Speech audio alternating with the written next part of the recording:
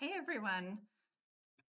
Okay, so I came home from work today and I just had an impulse to go and check out the most recent video that Matthew Hussey has uploaded on his channel and just randomly watch it to see kind of what I thought, what jumped out at me, what I had to say about it.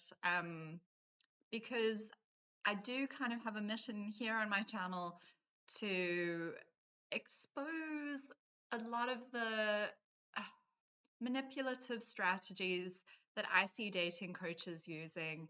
And as anyone who has taken any sort of a glance at my channel will know, Matthew Hussey is like high on my hit list.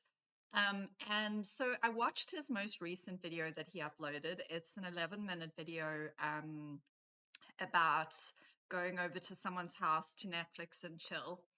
And as I anticipated, there was a mixture of kind of a little bit of decent advice and advice that I really hated and that I feel is potentially really going to mess with particularly women's minds as they go about their dating life.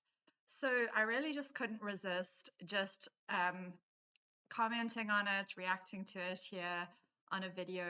Hopefully, this won't be a very long one, but I did just have some things that I just had to say, just couldn't wait to say.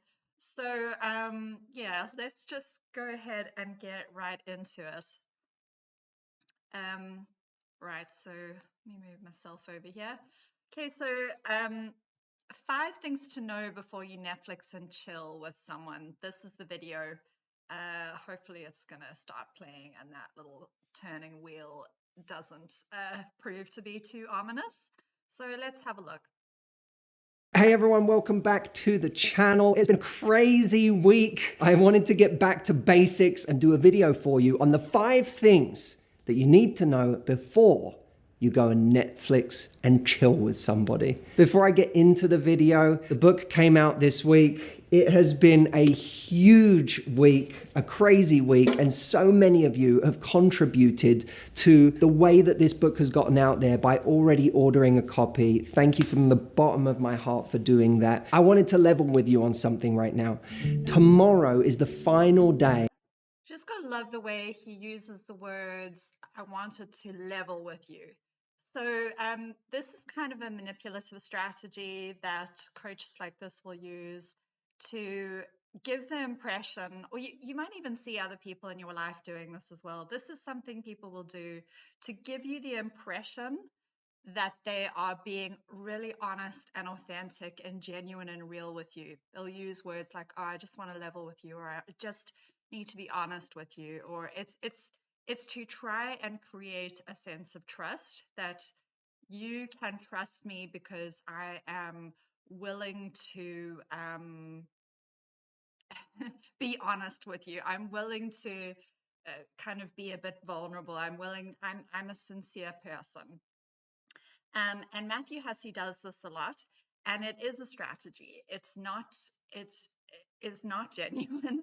It's a strategy that is used to convey the impression to his audience that I'm a normal person. I have like hang-ups and fears and feelings and uncomfortable things that I need to say, just like you. And now I'm going to be honest with you. I'm going to level with you. And it's meant to make you drop your guard.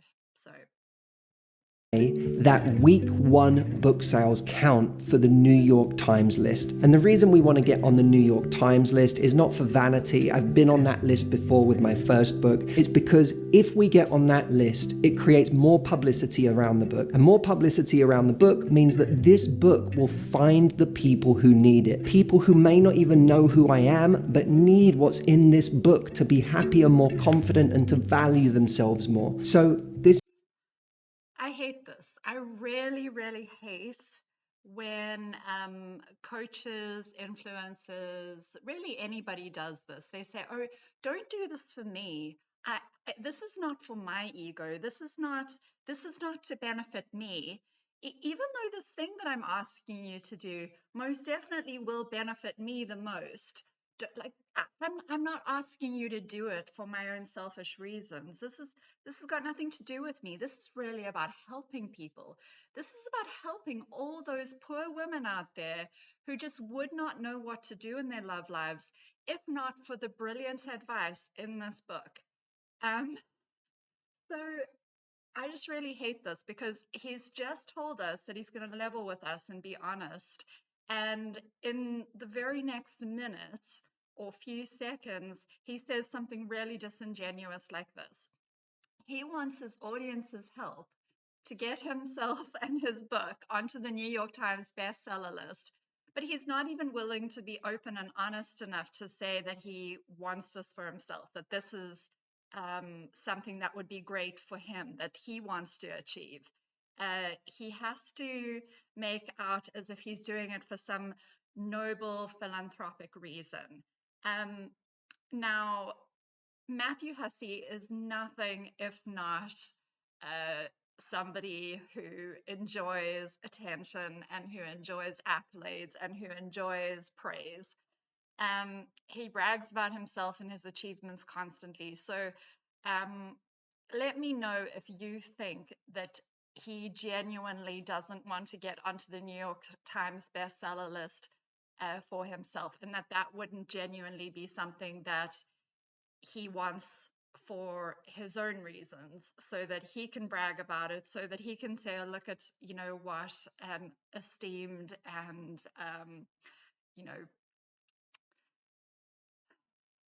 what a, you know, what a successful author I am. I managed to get onto the New York Times bestseller list twice. No, he's going to try and manipulate your feelings, and he's really going to try and make it seem as if he wants to get on the New York Times bestseller list so that he can benefit the people who haven't heard of him. And like, could you believe that there might actually be people in the world who have never heard of Matthew Hussey, who don't know who he is, and who have lived their lives thus far without the incredible and life-changing advice that he has to offer? You know, let's do it for those people, not for me. Don't do it for me. My ego is nothing. It's success means nothing to me. I've already had so much success already. You know, I've already been on the New York Times bestseller list before. So don't do it for me. Do it for all those poor people who just desperately need the words of wisdom that are contained within this book. I actually kind of wish that I had a little egg timer or like a bingo card or some sort of running tally on my video about how many times Matthew Hussey drops brags and little, you know, self-congratulatory remarks and comments into his, you know, spiel, into his, you know, whole kind of thing that he's doing here with the book. It's something he does quite a lot. He just cannot help himself. If you've seen the fantastic video that the dating guy did about the roast of Matthew Hussey, then you will recognize this tactic, the little brags that Matthew Hussey can't help but do. I have re-uploaded it on my channel, so it's called The Roast of Matthew Hussey. It's a fantastic video. It's absolutely hilarious. The dating guy does a great job of breaking down a lot of Matthew Hussey's sales tactics, and he does it in a way that is just so incredibly funny. I just absolutely love that video. Go check it out. It's on my channel, but it's not monetized. There are no adverts in it. So yeah, just go have a watch and enjoy it. But that's something the dating guy points out. Matthew Hussey just loves to brag about himself. He just will not miss an opportunity to let you know how great he is. This is me saying to you, if you get value out of my work, if anything I've ever done, any video I've ever made last week or 10 years ago has helped you, 17 years ago at this point has helped you, it would mean the world to me if you would grab a copy of the book. I'm going to keep doing this. I'm going to keep making free videos. Would it, Matthew? Would it mean the world to you if we grabbed a copy of the book. Don't you mean if you would buy a copy of the book and boost my book sales? I kind of have to wonder, like the way he's begging you to buy the book kind of makes me wonder, did not that many people actually pre-order it? Is the book, is he worried that the book won't really do that well unless he kind of makes these desperate pleas on his videos? I don't know, it's kind of uncomfortable. It's kind of almost a little bit sad, I think. Um, I'm going to keep writing free newsletters. It's what I love to do, and I love being on this journey with you. So I'm not going anywhere. But this is just one of those moments that if you wanted to support me, it would mean so, so much. The link to get a book is right here. Thank you to everyone who has ordered, and to everyone who, just in case you don't know how to use Google or Amazon, you know, here's the link to buy the book. does order as a result of this video to help us get to that New York Times list. Thank you. And next week, I will tell you if we made it. All right, on to the video. That video, if you know him celebrating getting onto the New York Times bestseller list, you just know it's going to be absolutely insufferable. So this video was inspired by one of my Love Life Club members who talked about a guy who invited her on a Netflix and chill date on her second date with him. Now, I don't look at that and think that's just a complete red flag. But when she was telling me the story, she was saying, someone in my life said to me, he obviously just wants to have sex with you. And that threw her a little bit because she was like, I will just say at this point, you know, this is the sort of comment that friends and family do tend to make. They can be overprotective. They can jump to conclusions when we tell them something about someone that we just started dating. And it's a kind of a pet peeve of mine when it comes to commentary from other people on, you know, your relationship, on things that you might be, situations that you might be dealing with. Other people tend to make these kind of snap judgments and come to these very quick conclusions about what's going on. And it is something that bothers me, and that is like really annoys me. And it's really a pet peeve of mine. I actually made a 2-video series called When Should You Go to Other People for Advice? And Is It a Good Idea? You know, in which I discuss this at length. The fact that friends and family often just, a lot of it is just projection or kind of transferring their own feelings onto your situation without taking the time to really get the details of the situation, without taking the time to really understand how you feel, how the other person feels, what might actually be going on. They just immediately kind of project their own kind of worst case scenario and fears onto your situation. And I just think I just felt like I had to say this because I think it's something you really need to be aware of before you mention aspects of your relationship to your family and friends, before you ask them for advice.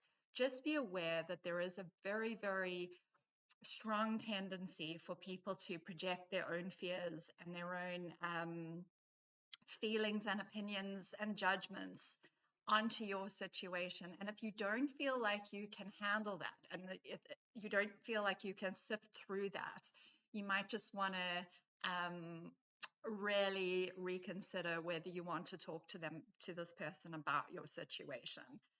Just be very, very, you know, have your discernment on, have your kind of your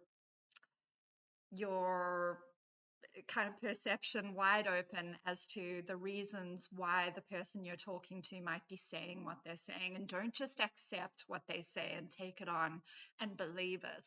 Just really try and weigh it and determine for yourself, like, is this actually the truth of the situation or not? And always default to your own intuition and your own sense of what feels right for you. That's just something I felt like I needed to say because it really, really, it really kind of bothers me the way that one's family and friends do just rush to these conclusions. Oh, he's only interested in having sex with you. Obviously, that's the only reason that a man could possibly have for inviting you over to his house to watch a movie. And he couldn't possibly want you for any other reason. He couldn't possibly be interested in anything else.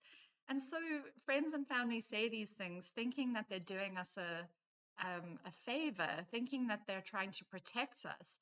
But what they're actually doing is sowing these seeds of anxiety and doubt and kind of just throwing speed bumps and roadblocks and unnecessary obstacles into a relationship that's really brand new, where this person really doesn't know enough about that person, about the person that they're dating, yet to come to those sorts of conclusions. And the family member or friend that you're talking to knows even less than you do. So please just be really careful before you talk to family and friends about your relationships and dating situations. Just make sure that you can really weigh their comments and you know, just sift through them for what might be valuable and what might not be so valuable. So I'm glad Matthew Hussey pointed this out, actually. I'm glad that he made that point that, this might be something that family members or friends will say if you tell them that a guy has invited you to his house to watch a movie. I like this guy. We had a really nice time. The way he framed it wasn't like anything untoward was going to happen. And I really do want to see him again. And by the way, I already said yes. So what do I do? How do I see this? And this was the way she was coming to me. So I want to give you 5 things that if you, and it's not exactly a far-fetched scenario, go on a successful date with someone and then they ask you to come over and have some dinner, watch a little Netflix. I want you to have these 5 things in your mind. Before I get into these 5 points, I want to make something very clear. A video like this can often be misread as coming from some kind of prudish or puritanical place when it comes to sex. Let me assure you, it doesn't come from any of those places with me. You'll find no... I want you to remember that he said this. He is assuring us that nothing that he says in this video comes from a puritanical or prudish place when it comes to sex. He doesn't care or has no judgment about who you sleep with and when. He's not saying any of this to shame you for sleeping with someone, and he's not making any kind of judgment about people who have sex early on in a relationship. He is saying that it's not coming from a prudish or puritanical place, and that he's not judging us for having sex whenever we want. So I just want you to keep this in your mind that he said this as we watch this video. Judgment here for who you want to have sex with, when you want to have sex with them. I only make this video from the point of view of making sure that whatever you do in your love life is aligned with the result you ultimately want for yourself in the long term. Now, the first thing I want to say is you are always entitled to tell someone, that sounds fun, but I'm just not comfortable with that at this stage. You know, it's a little soon for me to go to your house. You can even make a joke of it. It's a little soon for me to go to a stranger's house and let them say, I'm not a stranger, we had an amazing date. And you go, yeah, haha, I know it was amazing, but still, it's a little soon for me, but let's do something. Let's go somewhere. I actually love this advice. I love that. I love the fact that he is reminding his audience that it's always okay to say, yeah, it sounds fun, but I'm just not comfortable with that yet. Because I actually think that's something we all probably need to get, familiar with saying to the people in our lives. Like, that sounds great, but I just am not sure if that's what I want to do, or if I'm not quite comfortable with that yet. There's nothing wrong with that. And I actually think I love this. It's great advice. If you don't quite feel comfortable going over to someone's house to Netflix and chill on the second date, then you should 100% be able to say that. And yeah, so I like that piece of advice. Let's go see a movie. Let's go to dinner. You can always tell someone not yet. Remember, you set the pace of your dating life, and don't let someone take you off your pace just because you had a great time with them. Again, I like that. I like the idea of a person being able to set the pace of their dating life. And I think that's a really good thing. We all individually hopefully know what feels right for us, what feels comfortable for us, what pace of a relationship feels good to us, and what we feel like we can handle emotionally. And so, yes, that is absolutely your prerogative to say, this feels a little bit quick for me, this feels a bit soon for me. If you feel like that is something you're not ready for, yes, you should absolutely be able to say that, and you should feel completely within your rights and empowered to set the pace of your dating life. And so, again, don't hate that advice. I think it's great. The second thing I want to say is if you do say yes, decide your boundaries ahead of time. And the really important thing about that is when you get there, you won't always be able to trust your desires, right? It's not just decide your boundaries ahead of time because otherwise when you get there, they'll be able to just do what they want. It's that when you get there, you'll just do what you want. And that might not be the best thing that serves the path you want to be on. So before you get there, ask yourself, what is it I really want? And if you tell yourself, well, actually, I want true companionship, I want true partnership, I want a relationship, I'm looking to create something with someone, then remind yourself that the only reason you're dating in the first place is to find someone that you can create that with. So this idea of going to someone's house is really nothing more than another date. A date where you are looking at someone and going, do we have a great time? Do we have the same values? And do we want the same things? The date. Exactly, though. So I suppose that although there's nothing inherently wrong with setting boundaries before going to someone's house, um, in one sense, it is a little premature because you don't know this person well enough. You haven't had enough experience and time with them to know what your boundaries might be. You don't really necessarily know how comfortable you are around that person. So, although you can have maybe an idea of what you do and don't feel comfortable with doing beforehand, I think it is still kind of premature and a little bit um, silly to think that you can set these hard and fast boundaries before you go over there. Because you know, the whole evening might take a turn that you never anticipated. You're just going to get to know this person better, and that might provide you with more information that you might need in order to decide where your boundaries are going to be. To me, it's a bit premature and it's a bit rigid to set these hard and fast boundaries before you even go over there. But having said that, if that makes you feel safe, if that makes you feel kind of a bit more secure about going to this person's house, that you've set these boundaries, then by all means do that. But I do think that you risk, if you do that, I do think you risk not being open to that person and to the situation and not being in the moment and not kind of letting yourself get to know them in a more natural and organic way. You're kind of shutting yourself off prematurely, I think. Now, if you and again, like although he's saying, you might get carried away in the moment and want to have sex with this person if you haven't decided beforehand that you're not going to. Gosh, there are so many problems with this way of thinking. To me, the biggest problem with it is that you're saying, I can't trust myself in the moment to say no if something doesn't feel comfortable to me. I have to rely on some decision that I've made beforehand and kind of stuck to and like become very rigid about and potentially feel kind of afraid of and apprehensive about.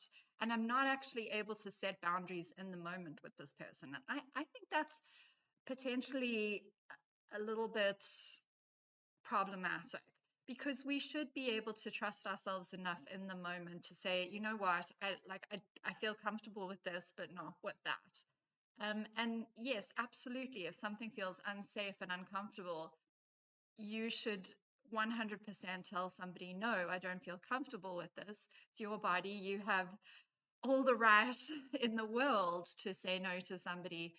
But what are we really telling women if we're saying, well, you can't trust yourself to say no in the moment? I happen to know for myself that I felt victim to this way of thinking for quite a long time. I thought, okay, well, if I don't have a really hard, stern talk with myself before going over to this guy's house, I am just going to get carried away in the moment. I'm just going to get swept away. All my boundaries are going to go out of the window. And I just think that's a harmful way of thinking. Again, it's a common problem that I have with Matthew Hussey's advice is he's encouraging us not to trust ourselves. And if you trust yourself, if you truly know what you do and don't feel comfortable with, if you truly are able to set boundaries with other people, then that is something you need to be able to trust yourself to do in the moment as well. You need to be able to trust yourself to say to the guy, look, I'm not comfortable with this. I'm sorry. Like, this is too fast for me. This is too much. I need to pull back a bit. Um, it shouldn't only be something that you do before you go over there. For the reasons that I've mentioned, on the one hand, you're not actually allowing the situation to kind of unfold and happen naturally and organically, and your thoughts and feelings about it might change depending on what goes on, you know, during the course of that evening. That's the one problem, you know, and I think it's honestly a lot more kind of natural and enjoyable just to get to know someone without all these kind of rigid um, preconceived notions in place. It would be nice if we could just get to know someone and let them show us who they are. Instead of having decided beforehand, okay, this guy is definitely going to try and push the envelope and I need to be ready and I need to have all these boundaries beforehand. I truly believe that it is um, the most beneficial for us to be able to say in the moment, okay, like, this is what I feel comfortable with. This is what I don't feel comfortable with. Like, what you seem to be suggesting here is a little bit much for me, but you know, I'd be okay with doing X, Y, or Z instead. It's it's very important to know that you can trust yourself in the moment. Hopefully I've made that point, and I'm not beating a dead horse. But I do find it's a little bit infantilizing to me when Matthew Hussey says, "Oh, well, you have to have your boundaries in place beforehand." Um, Things might change during the course of that evening. And I believe women and men and all people need to be able to trust themselves enough to be able to go with the flow somewhat and to say, okay, well, this is what I feel comfortable with. This is what I don't feel comfortable with. And I don't need to feel like I'm betraying myself just because I set this boundary beforehand and I decided to do something different in the moment. It's kind of, to me, that kind of seems like where he's going with this. You know, you set a boundary beforehand, and in the moment you know, all that boundary goes out of the window. And what comes with that comes with it a sense of shame. Oh, I can't trust myself. I took Matthew Hussey's advice and set this boundary beforehand, and yet in the moment, you know, I went further with this guy than I said I was going to. And then, you know, then you're encouraging women to feel a sense of shame around sex. And I just don't think that's right. We need to be able to trust ourselves to do what feels right for us at any moment in time and not just beforehand. Danger with going over there not having that clear in your mind is that you can go and just have sex with someone, and sex itself muddies the waters. It can create a false sense of connection. I really hate this. I'm actually gonna get quite angry about this. He says sex muddies the waters and creates a false sense of intimacy and connection. Well, Matthew, why do you think couples who are in a relationship have sex in the first place? I mean, aside from the fact that it feels good physically, it's in order to build connection and intimacy. Yes, sex can be used for other purposes and not just to build intimacy and connection. People use sex for different reasons, and it doesn't always build intimacy and connection between two people. However, it is a tool within a relationship, and it is a method by which you do build intimacy and connection. And between two people who actually have feelings for one another and want to be together, sex is an amazing thing that builds the closeness between you. And so, although I'm certainly not advocating for sleeping with someone on the second date, if that doesn't feel right for you, if if you feel uncomfortable with that, then you absolutely should always defer to um, your own sense of what's right for you. But just demonizing sex in this way, that it muddies the waters and creates a false sense of intimacy and connection, to me, that's really harmful rhetoric that he's spewing here. He is automatically saying that sex on a first date is a false sense of intimacy and closeness.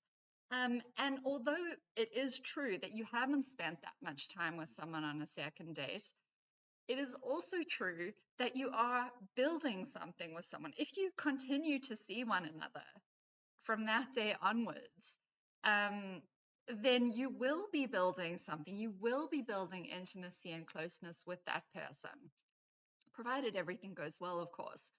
And sex is part of building that intimacy and closeness. It doesn't have to be, it's not the only way to build intimacy and closeness, but it is one way to build intimacy and closeness. And this is part of this. This is why I asked you to pay attention to when he said he's not being prudish or puritanical about sex. This is part of that prudish puritanical way of thinking about sex. It's saying, well, sex is just this lustful thing that we do because it feels good, and there's no real intimacy or closeness or connection connected with it. It's just this thing that we do to release our hormones.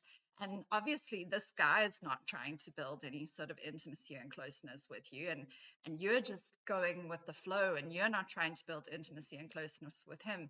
You just both are giving into your animal urges. Do you see that coming through from what he's saying? How does he know that the guy that this woman is dating isn't trying to build intimacy and closeness with her, and true connection? How does he know that there isn't a true connection going on between these people?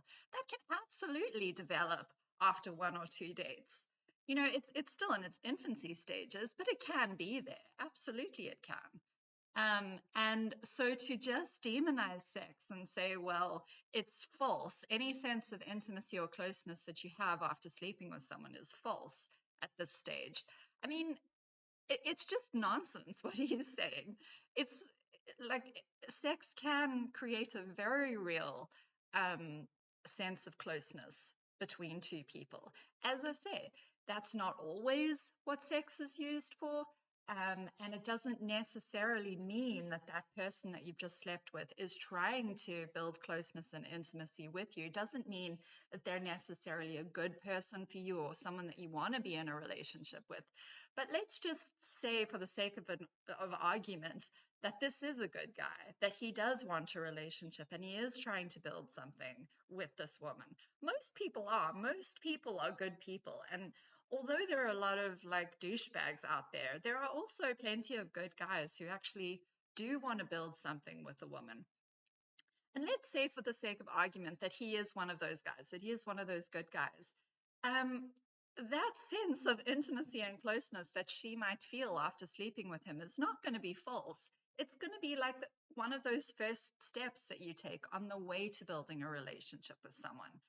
So I really don't like this, and it makes me very angry to see sex being portrayed in this light, because this is a very harmful narrative that we see being spun about sex all the time, that women can't trust the sense of intimacy and closeness that comes after sleeping with someone, that's false, that's all that is about hormones and lust.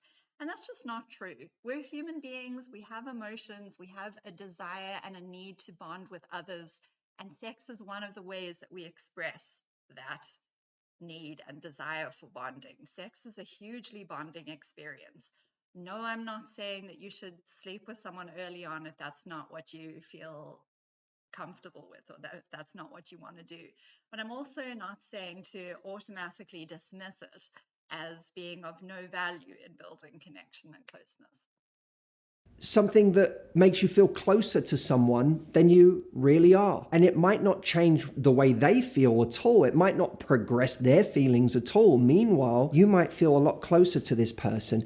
And it's almost like, because it creates a false sense of intimacy, you feel like you know that person better than There's that voice, there's a false sense of intimacy. Like, how does he know it's a false sense of intimacy? Is he in that guy's mind? Can he read that guy's thoughts and intentions? Does he know what that guy is feeling? He's just assuming it's a false sense of intimacy. Now, yes, if you are the sort of person who, I'm just going to close this blind a little bit more. I thought I'd closed it enough, but it's these long summer days. The sun is really, really bright and hot.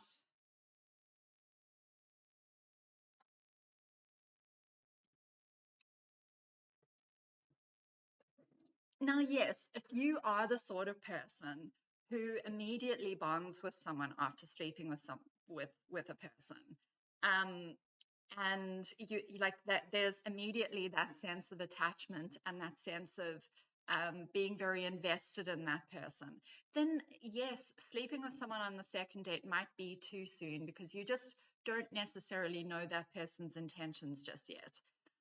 However, that is not to say that any sense of closeness and connection that you feel after having sex is automatically false and untrue and only one-sided. That other person might definitely be feeling closer and more bonded to you. Sex has that effect. As I say, there's plenty of scientific research to back this up. So again, if you feel like sleeping with someone really early on would be emotionally unsafe for you, and it would cause you panic and anxiety and stress, and it would cause you to be too invested too quickly, and like would cause all sorts of emotions that would be difficult for you to manage, then absolutely, exercise your own judgment and discernment and wait until you feel more comfortable in order to sleep with someone. But at the same time, please just throw this garbage about a false sense of intimacy and like sex creating like expectations and this a false sense of closeness. Please just throw that out of the window. It's absolute rubbish.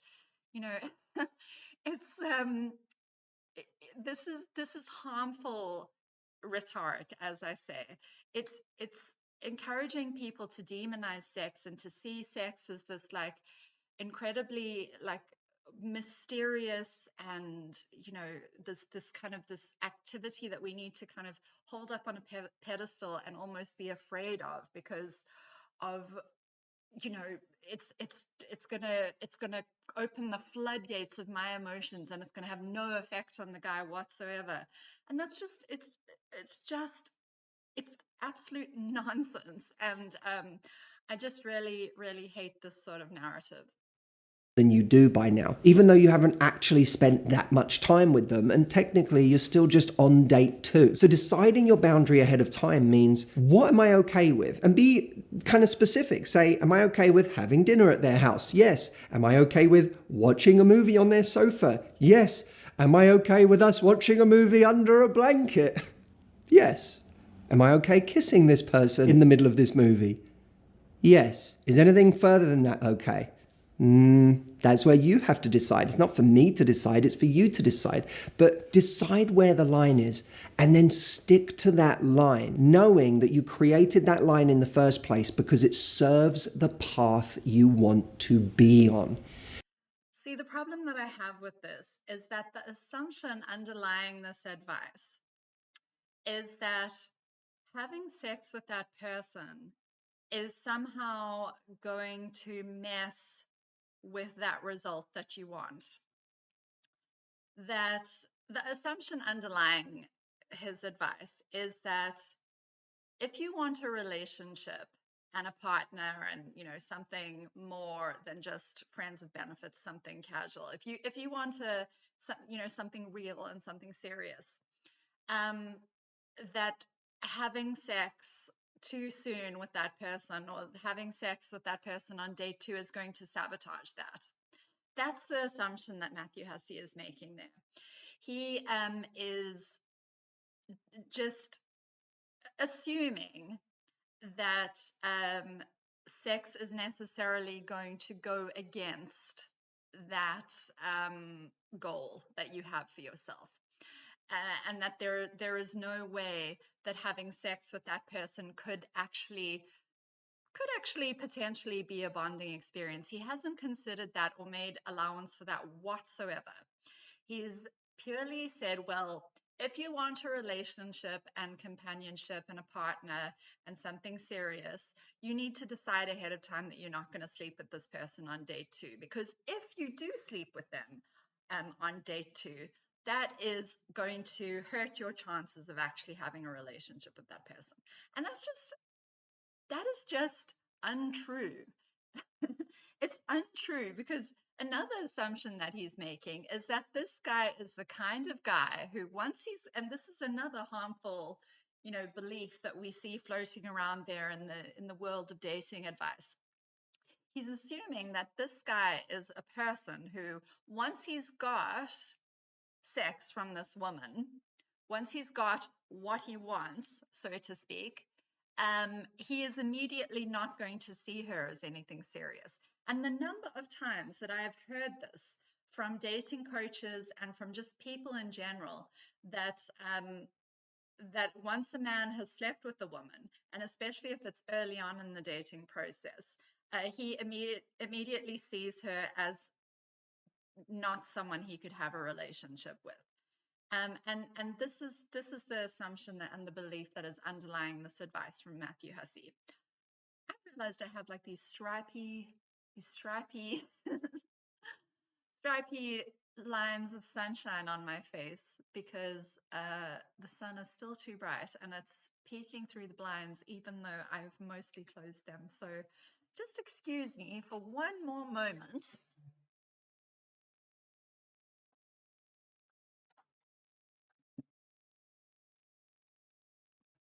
That ought to do the trick. Okay, so yeah, that's the assumption.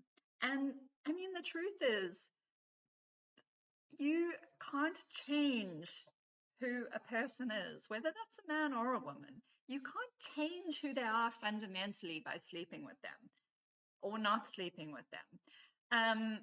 The only reason not to sleep with someone is because it is not what you want to do, because it feels like something that's not right for you. But don't do it because you think that not sleeping with that person is going to bring you closer to your goal of having a relationship with them. Because that's first of all, that's trying to control the other person, which it isn't really in our power to do, nor should we try to do that. And secondly, that guy is who he is. If he is a guy who does not want a relationship or doesn't want a relationship with you, then sleeping with him or not sleeping with him is not going to change that. Only do it if you think, sleeping with him is something that you would regret for your own reasons. But don't do it because you think not sleeping with him is going to, lead to some kind of different outcome with him. If he's a good guy who actually wants a relationship and is open to building something with you, then sleeping with him is not going to change that either. He's still going to be that same person with those same desires and that same, those same feelings, whether you sleep with him or not. And it's like, again, what are we telling women? We're telling women that we should use sex as like a bargaining chip to try and manipulate a guy's desires and intentions and feelings. And that's taking away that sense of agency and independent thought and feeling and desire from the man. You're trying to say that, well, he's someone who's you know, desires and intentions and beliefs can change, and his whole character can change, and his whole outlook on relationship can change just based on whether or not I sleep with him. And I just have a fundamental problem with that. You know, men are human beings, women are human beings. We want what we want, we feel what we feel, and sex should not be used as some sort of a chess piece in the whole dating game to try and manipulate the outcome. Just fun fact, I've been married before, and I was with my ex-husband for 9 years. We slept together on our very first date, and we were together for 9 years. And we're still friends to this day. Things didn't work out between us for completely unrelated reasons, but we're still friends to this day. And you know, just that's one example. I could give you probably 100 other examples, you know, from my own experience and the experience of people that I know and that I've heard of, where the timing of when you sleep with a person makes no difference to the outcome of that relationship, and to whether or not that person is open to building something with you. The only reason not to sleep with someone is because, you know, you have reasons that are not connected to this particular person, or that are not connected to the idea of trying to bring about a relationship, you know, whether it's religious reasons, or you just don't feel comfortable, or you just want to get to know that person a little bit more. All of those are valid reasons not to sleep with someone too soon. But the idea of hurting your ultimate goal of being in a relationship is not a valid reason not to sleep with someone. It's not going to make any difference. As I say, sleep with someone, don't sleep with someone, it makes no difference to me really.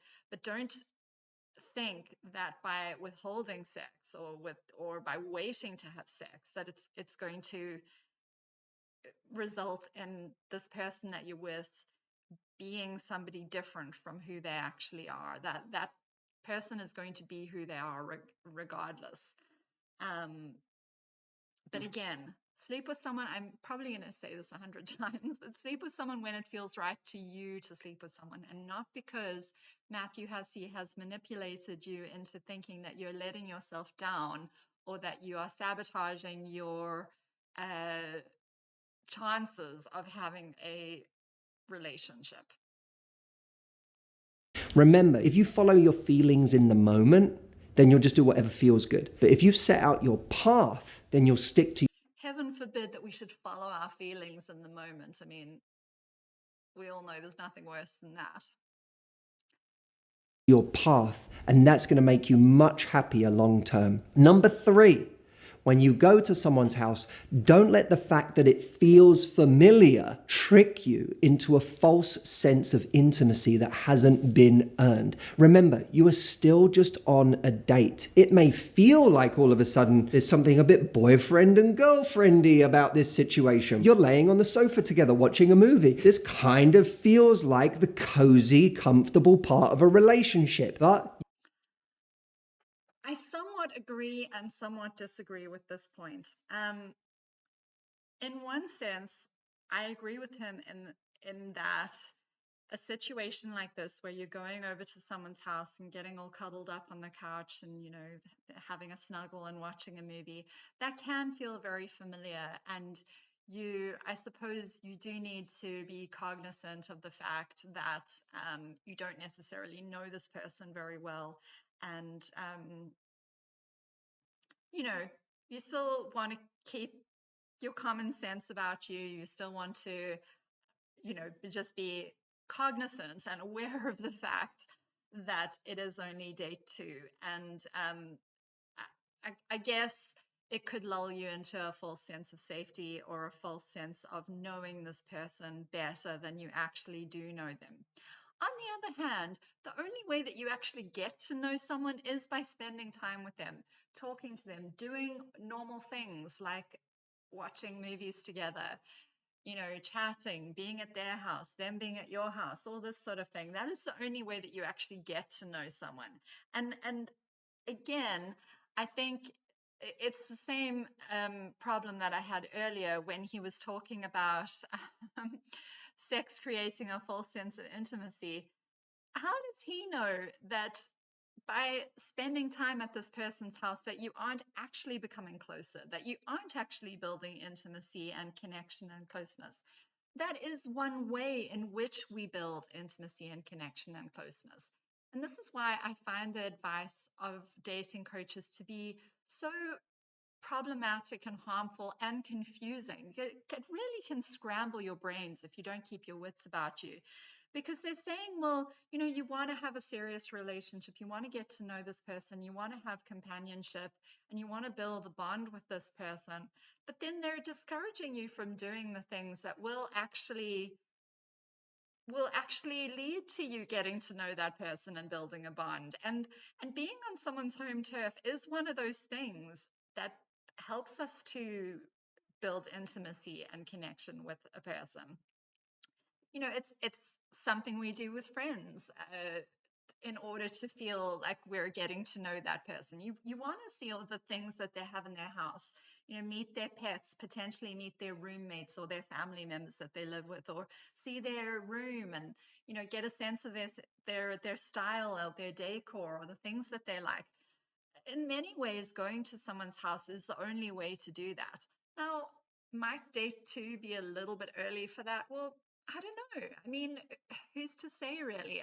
For me, the only problem with this is really the safety concern. Um, are you sure that it's safe to be in that person's house? To me, that's a bigger worry than this kind of so-called false sense of intimacy that he's talking about. Yes, be cognizant of how early on it is in that relationship, but if you find yourself feeling good and feeling safe and feeling kind of intimate and feeling like you're getting to know that person and as if your guard is being dropped, that can only be a good thing. It's it's this tendency that dating coaches have to almost like make us distrust one another in the dating world, like they're trying to get us to build walls between ourselves and other people, that I really have a big problem with. And I think it's counterproductive to intimacy and counterproductive to building a relationship. As long as you are able to trust your own boundaries, if you can trust yourself, especially in the moment, and you are in touch with your own feelings and what you want and what feels right to you, then there's no reason to fear things like going to someone else's house. As long as you're being safe about it, of course. So hopefully I've made that point. I hope I'm expressing myself in the way that I'm trying to. You're on date 2 or 4 or whatever date you're on. So don't let the fact that you are in someone's home and you're doing something that feels very snuggly and cozy together and familiar trick your mind into thinking you're further along than you really are. Does he think that women are just complete idiots? That that he really believes that by being in someone's house we can trick our minds into thinking that relationship is further on. Does he think that we are complete morons who are not able to know that we're only on date 2 or date 3 or date 4 or whatever? And that our minds just don't know the difference between being in someone's house on date 2 and being in someone's house when you've been dating them for 6 months. Does he really think that women are that, moronic and stupid that we can't tell the difference?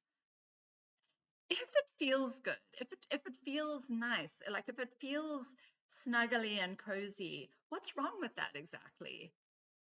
We are adults enough. I'm sure that your audience is adult enough to know that this is only date 2 or date 3 or what have you. And again, being in that person's house is not going to change anything about the ultimate outcome of that relationship. If you end up dating that person for the long term, you're probably going to spend many evenings at their house, and they're probably going to spend many evenings at your house. And so really, what is one more evening at their house or your house, even if it is early on in the relationship? Again, if it doesn't feel right to you for safety reasons, or because you're just not comfortable with that, then that's something different. But don't buy into this bullshit that, like, well, oh, my mind won't know the difference, because that's just nonsense. Which leads us to number 4. Don't do anything with someone in their home that you wouldn't do if you were on a date at an outdoor movie theater. Imagine it's the summer and someone invited you to go and watch a movie screening in a park somewhere. If you did that, ask yourself, what would I do in this setting? Well, I might have a little cuddle, we might have a kiss or 2 or 10, but that would be the extent of it. Don't go. I have to admit, this piece of advice was the most baffling to me of all. Don't do anything in someone's home that you wouldn't feel comfortable doing at an outdoor movie, or an outdoor, in an outdoor space.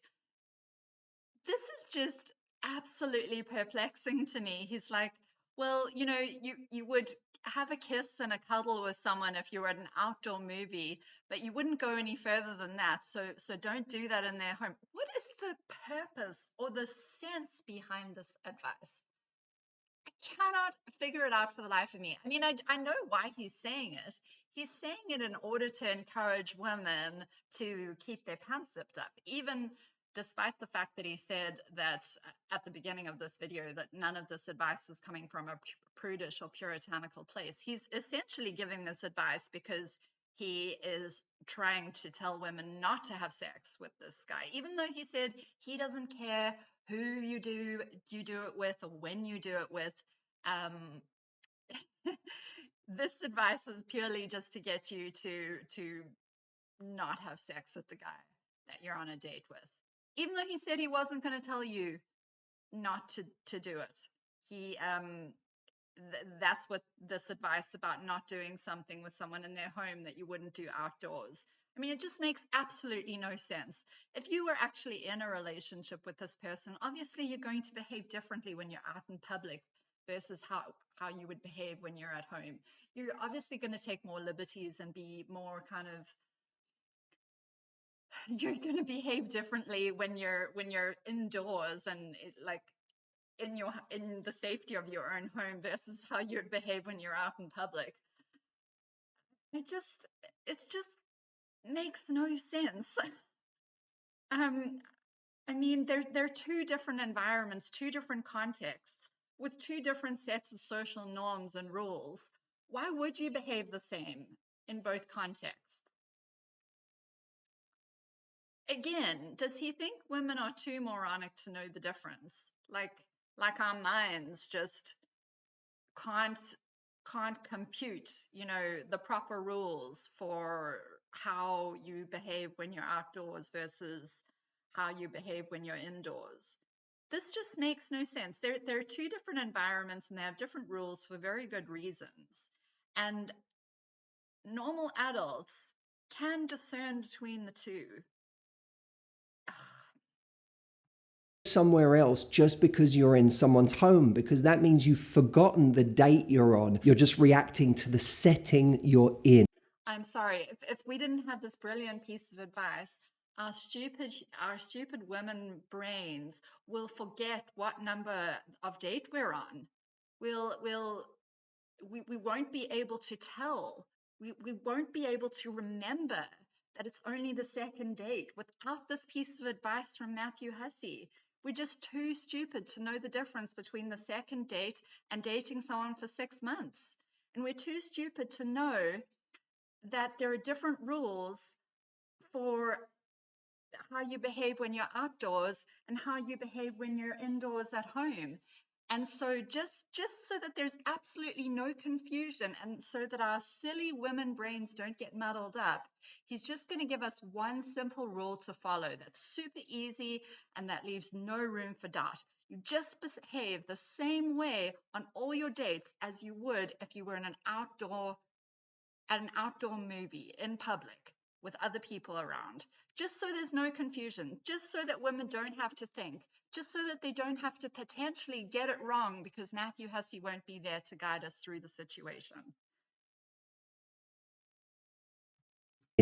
And number 5, don't let it set a precedent for the amount of effort that someone puts in. A lot of people, when they invite you on like a Netflix and chill date at their house, once they've got that, it can come with a sense of entitlement that this is now all we need to do. So now you find date 3 is like that, and so is date. I just want to say this, and I want to say it very, very clearly and decisively for people who might buy into this way of thinking. If someone is an entitled person, if they feel entitled to a relationship with you without putting in effort, you playing these sorts of games and, trying to manipulate your early dates with them is not going to change that.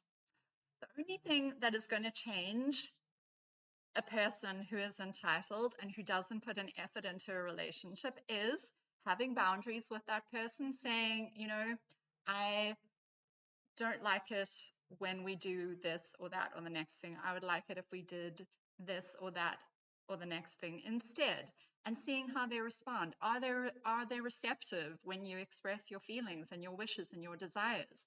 Do they want to accommodate you? Are they willing to compromise? Are they willing to hear you out and um, do things that you want to do sometimes? Are they willing to put in more effort once you've said, I'm not comfortable with these Netflix and chill dates all the time? Someone who is actually a decent partner who is going to be able to and want to put an effort into a relationship will be receptive when you set boundaries with them and you say, well, I'd really like it if we could go to, you know, the theater, or I'd like it if we could go out to a restaurant, or if we could go to the beach, or we could, do whatever kind of date it is that you would prefer instead. Someone who is willing to put in the effort will be receptive to that. An entitled person won't be receptive to that. So that is one way that you can change, you know, the dynamic with someone who is maybe not putting in a lot of effort. Another possibility is just to walk away from that person. If they're not receptive to you, if they're not putting an effort into the relationship, and they're being very lazy in kind of what they expect and what they're willing to do for the relationship, then your other option is just to walk away. But you can't fundamentally change someone who is, you know, lazy in a relationship, who's not going to put in the effort, who feels entitled. You're not going to change them simply by turning down an invitation to Netflix and chill. That's not going to do it. That's not going to cut it. That's not going to change that guy into suddenly being someone who wants to take you on lots of fancy dates. It just doesn't work that way. He is who he is, and you need to recognize what you have the power to change and what you don't have the power to change. And again, we can't control other people just by, not agreeing to go over to someone's house to Netflix and chill. If you don't want to go over to his house to Netflix and chill, then say no, thank you. But that's about you. That's about your boundaries. It's not about trying to change that other person, because that's not something we actually have the power to do. And dating coaches like this, whether they realize it or not, and it is it's quite subtle, which is why you might not necessarily be aware of it when this advice, when you hear this sort of advice. When they say things like this, they're giving you the impression that you can actually change this man. You can create a high effort person from this person who is not making an effort. And that's just not possible. You can't control or change this person, nor should you try. All you can do is express your own feelings and boundaries about the situation and invite them to create something new with you, or you can walk away from that relationship. But you can't turn this person into a high effort person just simply by refusing to go on a Netflix and chill date at the beginning of that relationship. That's just not how that works. Date 4, and so is date 5. And before you know it, you're in a dynamic that no longer feels like you're dating. It just feels like a kind of pseudo relationship. Although you don't know what the hell you are with this person. You're just someone. If you feel that way, if you find yourself in a low effort situation with this person, some sort of low effort pseudo relationship where you don't know what you are and this person isn't putting in much effort, and they're not investing, I encourage you to have a conversation with them. Tell them how you feel. Be very honest and clear with them. Express what you would prefer. Try to open up some sort of a dialogue with them and see how receptive they are to listening to your feelings. If they're willing to hear you out, if they apologize, if they're receptive to your ideas and to doing things differently and to, going on different dates and doing things a little bit differently, then great, you can move forward with that person. Plus, you've actually practiced having healthy communication with them, which is always a massive win. You don't know why they're just doing Netflix and chill. It could be that they really can't think of anything else. Perhaps they just don't really know what you enjoy. And they're suggesting Netflix and chill as a possibility just because they think that's a safe option. Some people just don't have, much imagination or just don't know what you might like. And so speak up. Like, don't be afraid to express your feelings and your opinions and your desires. If there's something that you want to be doing and it's something that you're not getting that you really would like to have from the relationship. If they're not receptive to your feelings, if they try and, shut you down or respond negatively, or if they in any way kind of give you the impression that you're not allowed to have your feelings, or that they don't really want to hear you out, or that they're not willing to change anything about the dynamic or what you're doing, then that just is probably not a healthy partner for you. And I would encourage you to walk away from that person, because there's no point trying to draw blood from a stone. If this is all this person is capable of or wants to do, that's probably not going to change significantly. And so, you're better off just walking away and finding someone who actually does want the kind of relationship that you want and who is open to doing the sort of activities that you want on dates. And there are plenty of those people out there. There are plenty of great people out in the dating pool who really would love to do fun and interesting dates, and who are definitely open to doing more than just Netflix and chill. But as I say, what I don't like about Matthew Hussey's advice is just simply this idea that by turning down a Netflix and chill date at the beginning of a relationship, you can somehow set that relationship on a course so that you will be getting like great and interesting and high effort dates from that person. It's just not how it works. If that guy or girl or whoever it is doesn't essentially want to make an effort, then nothing that you do is going to change that. Who goes to their house and hangs out. Instead of falling into that trap, again, if there's no crime in going to someone's house and having a chill date with them, having a bit of dinner and watching a movie, but if you're going to do it, remind yourself that this doesn't change the amount of effort that I expect this person to put in on average. So if on date 3 they ask you to come over again, you can say to that person, hey, let's go do something. Why don't we go watch a movie, or why don't we go to a restaurant, or why don't we go for a walk somewhere? Take them out of that. I'm glad he mentioned this, because, that is very important. If you're not comfortable with constantly going over to someone's house for Netflix and chill, and like I wouldn't be, to me, that would be a very boring way to have a relationship, constantly doing these low effort activities and never getting out of the house. That would frustrate me as well. But yes, I'm glad he mentioned have a conversation with that person. Say, well, I'd rather go and do this instead. Let's go for a hike. Let's go to the park. Let's go try a new restaurant, whatever it is. Yes, that's what you should be doing. Have a conversation with them, and hopefully they will be receptive to what you have to say. But if not, there are plenty of people out there who do want to do more than Netflix and chill.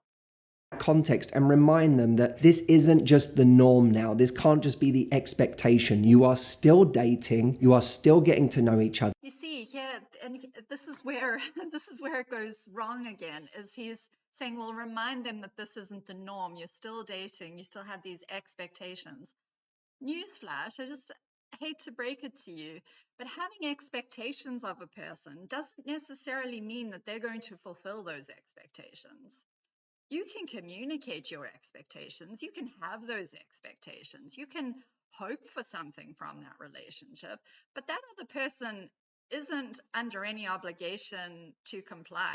And you can't make them comply. And if they don't want to comply, if they don't want to do more than Netflix and chill in a relationship, then your responsibility in that situation, if you want more than that, is to walk away.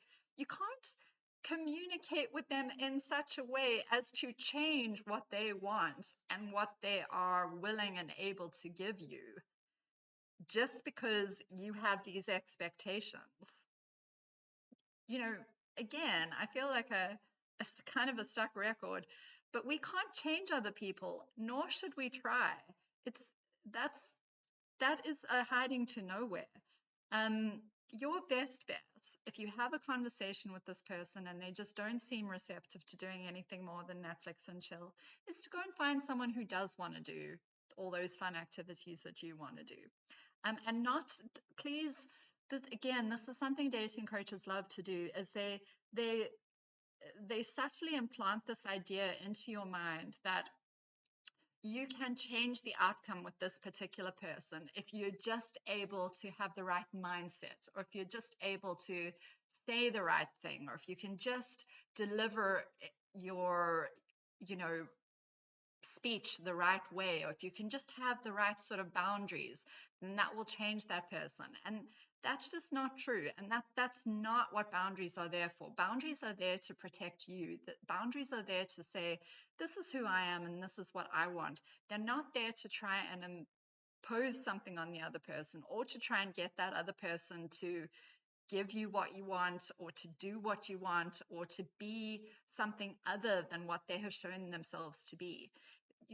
The most loving thing you can do for yourself and that other person is to accept them for who they are and find someone who is just more compatible with you. And you still expect effort. I also want to say, I feel I would be remiss not to say this, especially for women. Let's face it, going to someone's home who you don't really know comes with certain risks. There are plenty of unsafe people in the world to be alone in a room with. So whatever you do, if you don't feel comfortable with someone, if you don't know them that well, and there's even a part of you that's in doubt, get to know them more in a public setting before you show up to their house on your own. Or if you do show up to their house, make sure people you love know where you are, the address of where you are, and you check in ways that make the people that love you the most comfortable that you are okay. None of this comes from some puritanical place in me. It comes from one place only. Keep yourself safe. Thank you. I'm thrilled that he said that about safety. That is obviously a very, very, very good point, and a very, vital thing to consider when you're going to the house of someone that you don't know very well. And so I don't take any issue with that advice whatsoever, except that I would have liked it if he had given a few more specifics on how women can keep themselves safe. What are some ways that we could alert the people in our lives to the fact that we might be in danger? what are some ways that we could prevent ourselves from getting into a risky situation? What are some potential things to look for in a person who might be, aggressive or unsafe in some way? Just a few more specifics. I think it would have been more responsible if you had gone a little bit further into that advice, because obviously this is a very serious thing to consider and a huge concern. Given the number of women, and I suppose men as well, but just the number of crimes that take place between people who are dating or people who are in a relationship. This is something you always obviously need to have in mind. It always, your safety obviously comes before anything else. And yeah, I again, as I say, my respect for him would have gone up a little bit if he had gone into that a bit more. I mean, just to touch on this a little bit from my own point of view, I am always on the lookout when I meet someone new for any sort of traces of anger that come through in the things that they say. If I get the feeling that someone new that I am meeting has any kind of hidden anger or aggression of any sort, even if it's very subtle, I am very careful about being alone with that person, especially if it's in a place where I can't easily escape, or I think we do need to kind of really hone our skills to look for signs of aggression in new people that we meet.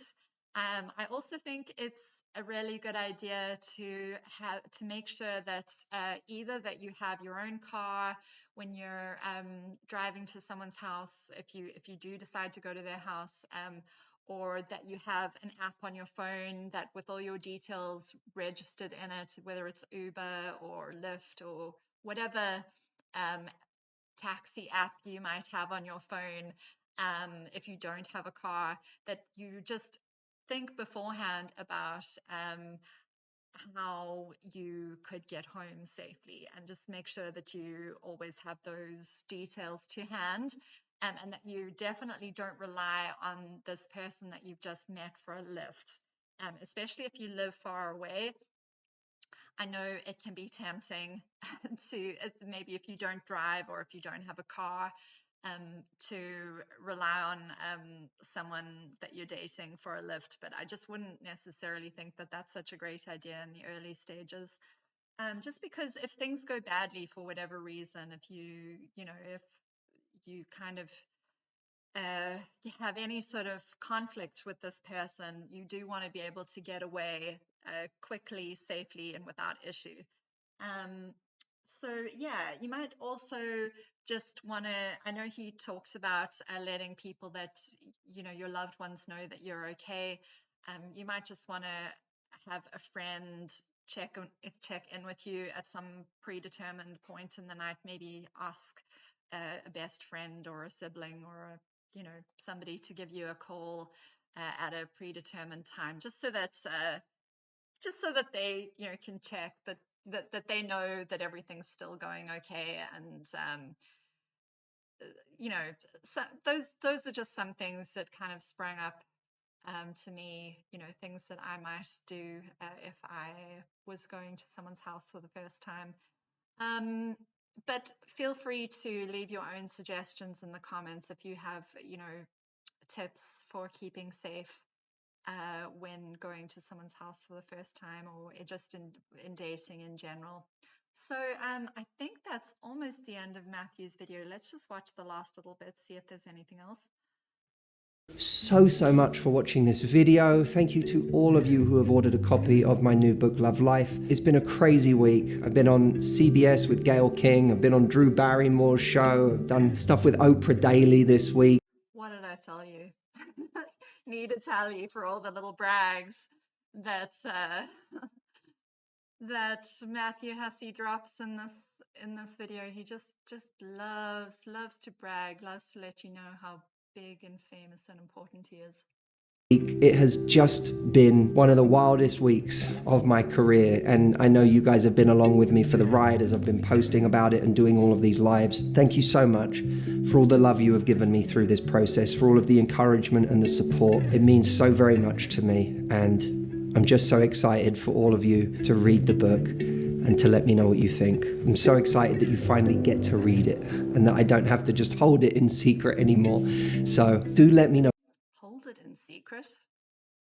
What the hell does that mean? what you think. Send me a message. It means more to me than you know. And for anyone who still wants a copy, who hasn't got one, lovelifebook.com is the link. I will see all of Please buy my book. Please, please, please help me boost my sales.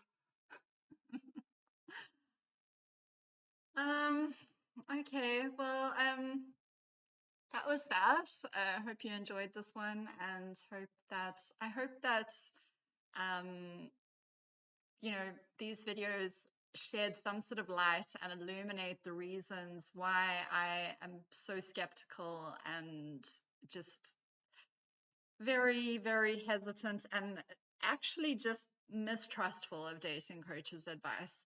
I really think if you listen to this over the long term, which many women have, and women in particular will listen to this sort of advice over a long period of time, and they just barely know which way is up or down anymore. And the long-term effect is that it erodes our trust in ourselves.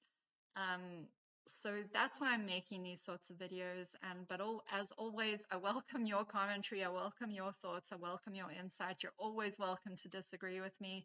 You're welcome to leave any opinion or thought that you might have on any of these topics in the comments. And I'll always respect your right to have your thoughts and opinions. So I will see you next time. Bye, everyone. Have a great evening.